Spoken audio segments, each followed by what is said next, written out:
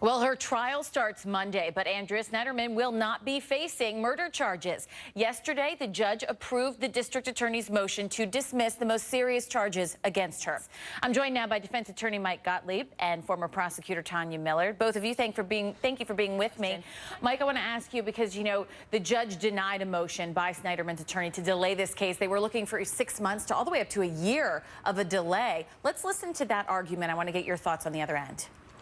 Well, you know, the defense's request was that there's so much media attention. I'm sure that the media attention is not going to die down. I'm sure the judge sees that. In fact, you know, if they continue the case for 6 months or a year, I think the media attention towards this case is only going to get bigger and bigger, and the judge sees that. It's going to be as difficult today as it is to pick a jury in a year, and the judge wants to get some closure to this matter and wrap it up and be done with, you know, what the judge probably perceives as somewhat of a circus. Well, let's listen, though, to Andrea Sneiderman's attorneys. They had an argument as to why it should be delayed. Let's take a listen to that. So, Mike, their argument, you know, it's going to be impossible to find a jury that hasn't heard of Andrea Sneiderman. But the question is, you know, in 6 months to a year, would that really change? You can't really you can't unring a bell.